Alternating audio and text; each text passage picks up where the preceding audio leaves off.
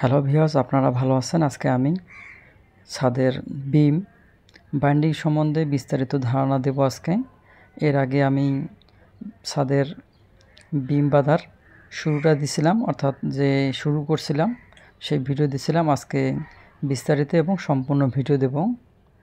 তো বাড়ি নির্মাণের ভালো গ্রেডের রড ব্যবহারের পাশাপাশি রড বাইন্ডিং এবং প্লেসমেন্ট ইঞ্জিনিয়ারিং ড্রয়িং অনুযায়ী একদম ঠিকঠাকভাবে করতে হবে। এই কাজগুলো না করলে ভবিষ্যতে বিল্ডিংয়ের অনেক ত্রুটি দেখা দিতে পারে। নির্মাণ কাজে রড বিছানোর ক্ষেত্রে যে বিষয়গুলো আপনারা মনে রাখবেন তা হচ্ছে রডের পুরুত্ব বা ডায়া, অর্থাৎ পুরুত্ব বা ডায়া ঠিক আছে কি না তা যাচাই করে নিতে হবে এবং ইনশিওর হতে হবে। প্লেসমেন্টের সময় পাশাপাশি সমান্তরালভাবে অবস্থিত দুটি রডের মাঝে পর্যাপ্ত ফাঁকা রাখতে হবে, যাতে কংক্রিট ঢালাইয়ের সময় কংক্রিট যেন প্রবেশ করতে পারে। রডের মধ্যবর্তী গ্যাপ বা দূরত্ব কমপক্ষে 1 ইঞ্চি হতে হবে। এর নিচে হলে কংক্রিটের মশলা পৌঁছবে না।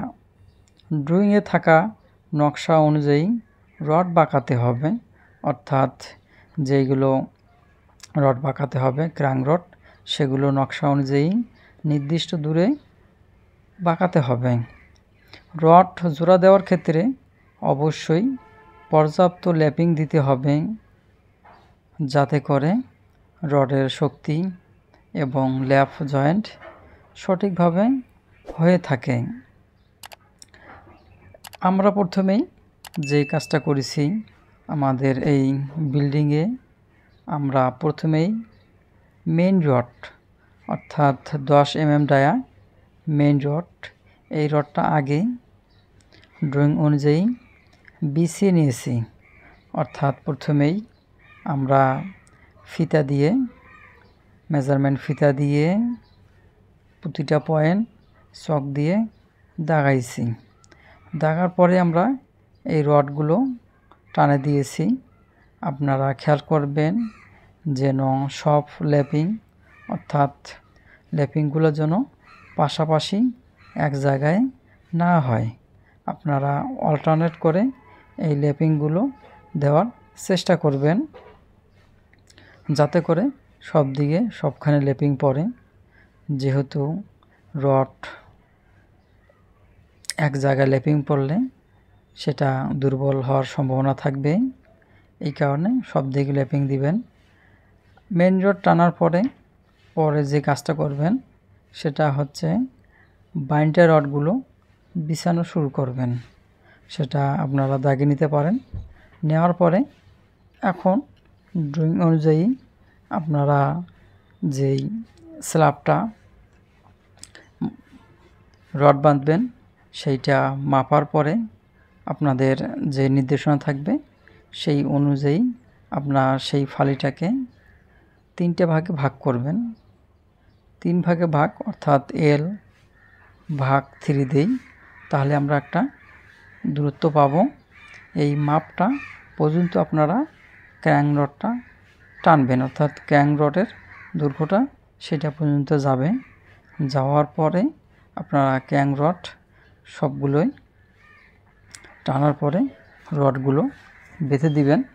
আর এই রডগুলো বাঁধার জন্য 24 নাম্বার জিআই তার ব্যবহার করবেন এবং প্রতিটা জয়েন্টিং অর্থাৎ যেই রডগুলো আড়াআড়ি যাবে সেই রডগুলো প্রতিটাই বেঁধে দিতে হবে 24 নাম্বার জিআই তার দ্বারা।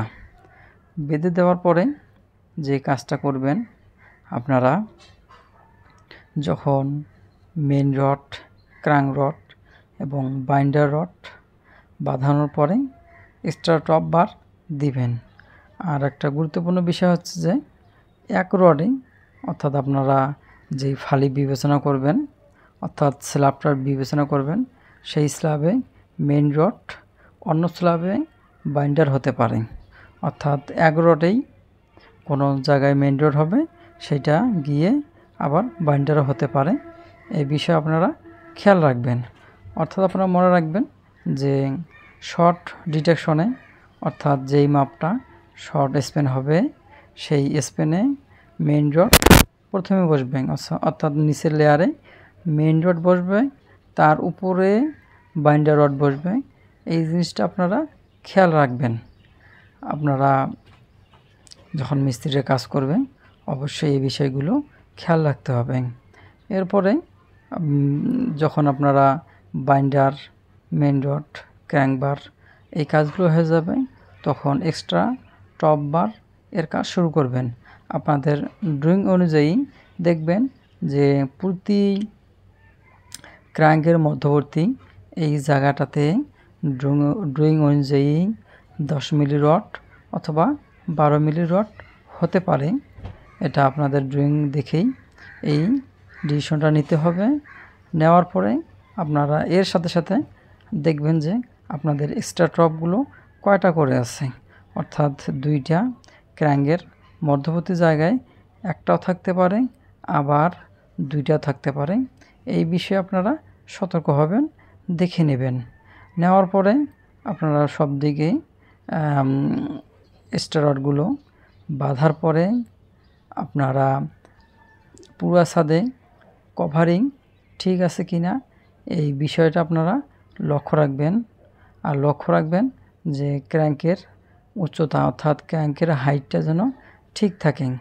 আপনারা ড্রয়িং অনুযায়ী আপনাদের আগেই দেখতে হবে স্ল্যাবের থিকনেস কত ইঞ্চি, 5 ইঞ্চি, 4.5 ইঞ্চি, 6 ইঞ্চি, 7 ইঞ্চিও হয়ে থাকে। সেই অনুযায়ী আপনারা হাই ব্লক অর্থাৎ যে পাইপ দিয়ে ব্লকগুলো বানানো হয় সেই হিসাবে আপনারা ব্লকগুলো আগে তৈরি করে নেবেন। নেওয়ার পরে আপনারা কিউরিং করেন, যখন আপনাদের ব্লকগুলো শক্তিশালী হবে তখন আপনারা সেই ব্লকগুলো পুরো ছাদে দিবেন। যেখানে আপনাদের প্রয়োজন সেখানে কিন্তু নির্দিষ্ট দূরত্ব পরপর ব্লকগুলো ব্যবহার করবেন। এবং নিচে অর্থাৎ বটমে যে ব্লক ব্যবহার করবেন 3-4 ইঞ্চি ব্যবহার করবেন। এবং সব জায়গায় দেখবেন যে আপনারা শীটের সাথে অর্থাৎ যেই শীটটা বিছানো হয়েছে সেই শীটের সাথে আপনাদের রডটা কখনো যেন লেগে না থাকে, অর্থাৎ সব দিকেই ব্লক দেওয়ার ব্যবস্থা করবেন।